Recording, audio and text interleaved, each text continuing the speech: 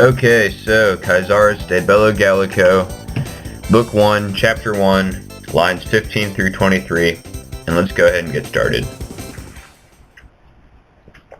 So right off the bat we have here this phrase, una pars, one part, and simply of them, so one part of them.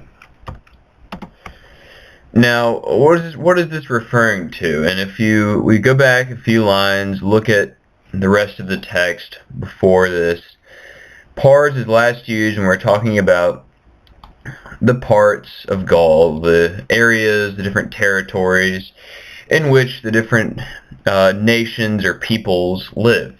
Now, it looks like we're going to be going back to this and talking more about the territories, the different territories of people, and so that's what that is going to be talking about.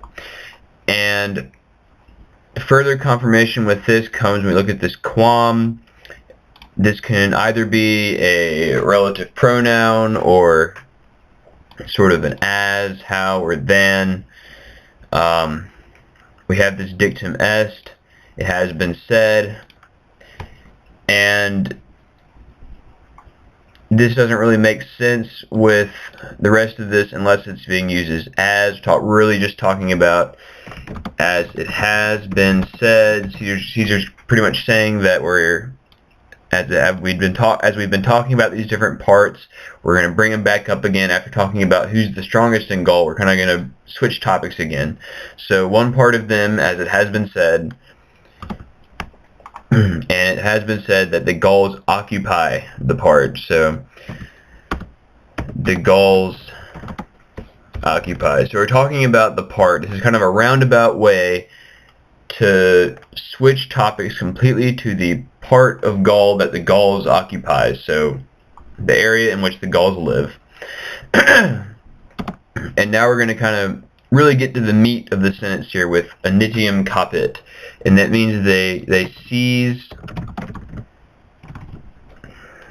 seizes its beginning. And really with this we're kind of saying something that's kind of like an incipit, which is it starts, it takes its beginning, it begins basically. We have this prepositional phrase, from the river Rhone.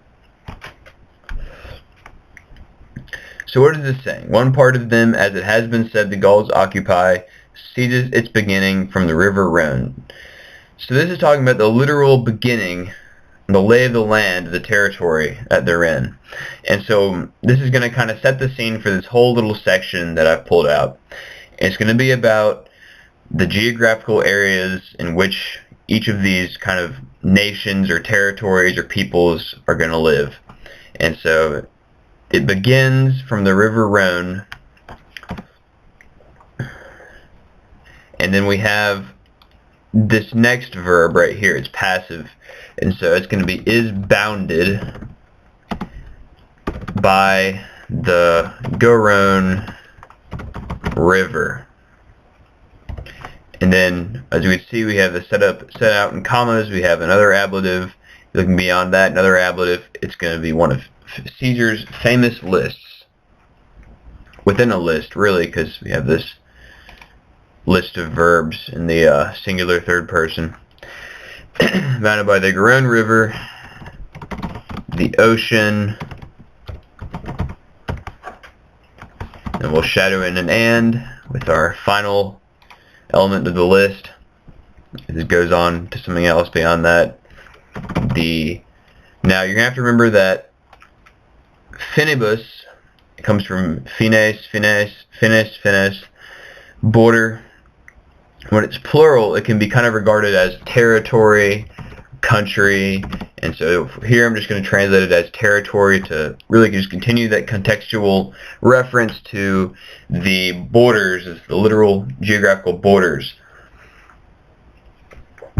of the Belgians, and so it's going to be the territory of the Belgians. we have another verb here, touches upon, with that attingit etiam, so it also touches upon.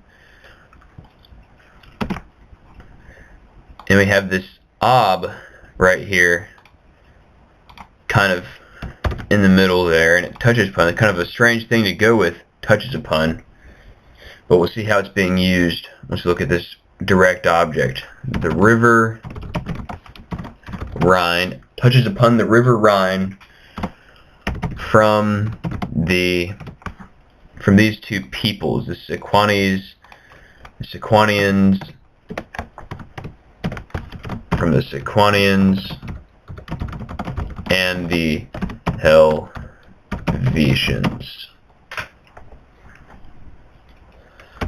And so what does this mean? I mean, this doesn't really seem to make that much sense here. We have also touches upon the river Rhine from the Sequanians and the Helvetians. And what this is really saying is that their territory is bordering with this river Rhine, and the exact peoples or tribes of Gauls that are living there are going to be the Sequanians and the Helvetians. So those are going to be the easternmost tribes of Gaul. And so those are going to be the Gaulish tribes that are... So this action is happening kind of through these people. It's because of these people are there, the territory of Gaul touches upon the river Rhine. If that makes a little more sense. Finally, we have our last verb in the sentence, shadow in an and slopes down toward the north. Now really when it's plural like this word can mean like northern regions, but really we're just going to use it as north. The Romans have a more indirect way of referring to the directions than we do. They don't really have these pure kind of north, south, east, west kind of orientations that they use. So we're going to have to kind of bend the definitions of the words to make them fit into how they're being really used. And so this really is being used as north, but it could literally mean like a northern star, like the Great Bear, the Little Bear, a constellation, or just northern regions, really, it became to be known to referred to. And so it seems we've finished talking about the area of the Gauls. And we're going to go on and just kind of jump into the Belgians from that AE, feminine plural nominative ending. And it can be seen easily that we have this ob, prepositional phrase, is, long is, and ibus right there, with that genitive kind of stuck right in the middle.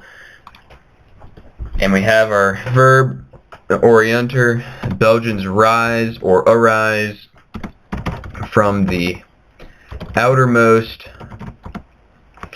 And then once again we have that plural form of border, so outermost territory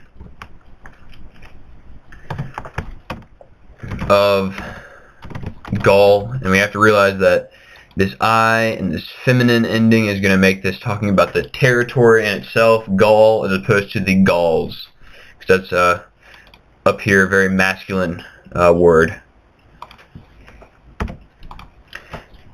And it looks like we have, once again, another little list of verbs. Next verb is going to be this pertinent. And I'd like to just really point out that in all of these, both here and up here, the verbs are tending to be toward the beginning of the clauses. And that's kind of not a very unusual formation for Latin. Latin is usually going to have the verb at the end of the statement. But I suspect because of the way that this is kind of listed, it really emphasizes there's more than one thing that these territories are doing. That's why it is kind of at the beginning of these clauses here. And extend, we have a prepositional phrase, odd prepositional phrase. Partum. Another unusual thing is we have this genitive phrase that kind of happens after the noun or its possession. Kind of happens after. Usually it would be inferiorum, fluminis, reni partem, but I suspect because it's two words, perhaps, that it's going to be after that partem. Extend to the lower part of the river Rhine. Now, just because inferior does mean, you know, kind of lacking or less good or something in English, and it can mean those things in Latin, it does mean those things kind of figuratively in Latin. So the primary definition of inferior, inferius, is going to definitely be lower in terms of this spatial, and in this case geographical kind of context. So it's usually going to be the meaning in these kind of cases, in generally Latin. Once again, we've kind of reached the final verb before the period, so we'll go ahead and shadow this and in just to make it come nice into our language. And watch, we have an in prepositional phrase. All the objects are in accusative, so we'll just add that to, into the north, and we'll shadow in and into, because usually in English it's good practice to duplicate the preposition beyond a conjunction. If there's two different object prepositions, you might as well just split them up and make two different prepositional phrases. In Latin, that's not the case, and usually you're just going to have one preposition and then all the things that fall under it joined by a conjunction. In English, we're just going to use these two different prepositions right there. And into. Now we have this sun here, and this is going to be a participle of this verb right here. This is a third conjugation deponent, and this is going to be its participle right here. So we have into the rising or a rising sun. So these are both going to be the directions. The Romans are going to look at this rising sun as being an indication of east, and this northern regions kind of constellation kind of word is going to be used as north. I'm going to leave this as rising sun because it really just fits better into English literally to where we can still understand they're talking about a direction. So the Belgians rise from the outermost territory. They're very far away, and they kind of rise. They're coming up. They're coming away from that. It's kind of just a nice way of saying they're very far out there, and they're coming into Gaul. The Belgians rise from the outermost territory. They extend to the lower part of the river Rhine, and watch into the north and into the rising sun. Watch, it sounds a little awkward here because the territory really can't watch. What they really mean, what can really be said here instead of watch, is face into the north and into the rising sun, especially when this just geographical context is really going to change some of the English words we're going to use to translate and look at this, kind of examine this passage. And so immediately it can be seen that Aquitania is not the way we've been referring to these other places. We've been referring to the Gauls as Gallos, the Gauls, the Belgians, Belgae.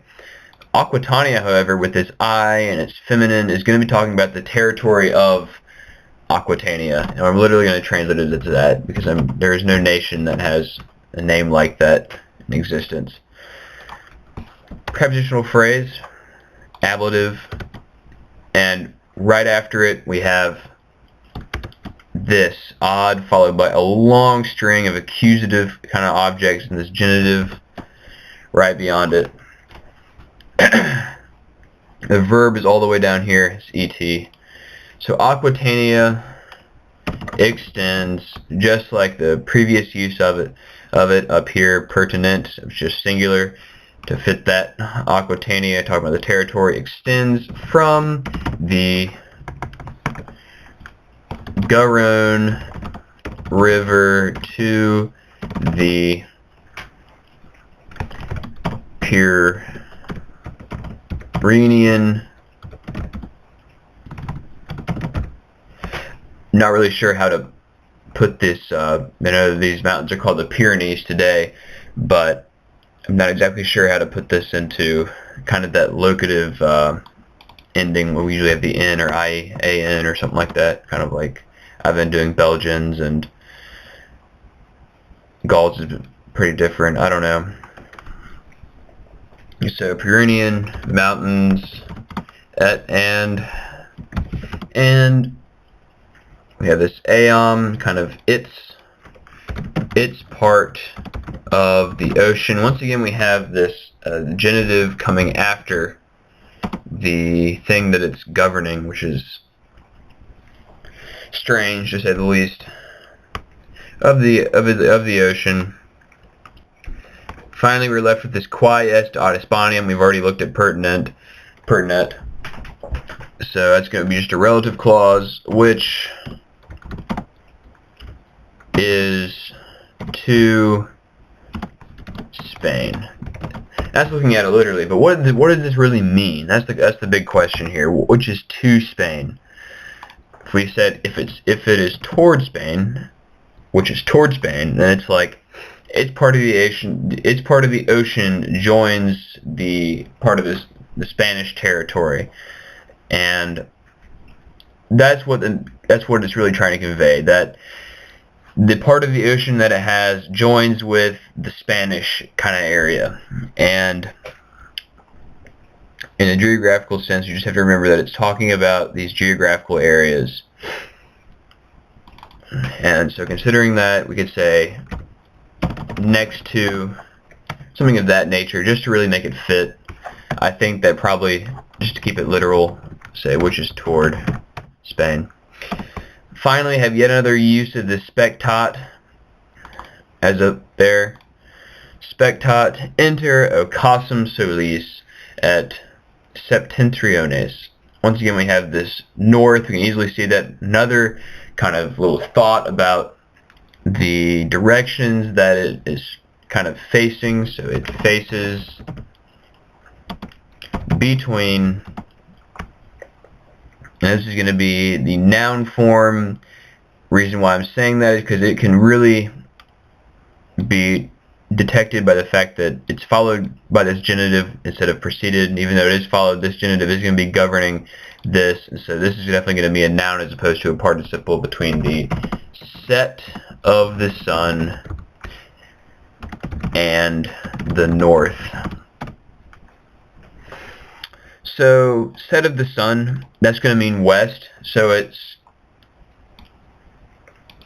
kind of, we have two similar thoughts right here. We have faces into the north and into the rising sun, faces between the set of the sun and the north. So here we have into the north, just very far up north, and into the rising sun, so it's very far to the northeast. Here we have it faces between the set of the sun and the north, so it's between it. So it's not as far north, and it's not completely west, but it is toward kind of the northwest, though nowhere near as far north or as far east as perhaps Aquitania, or excuse me, the Belgians. Sorry about that. That's going to be part of this sentence right there. Into the north, Belgians.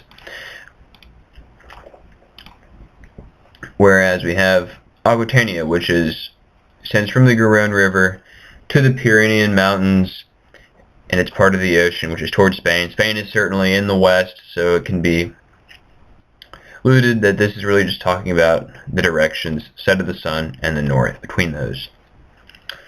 Hope this helped, and I hope you'll come back again.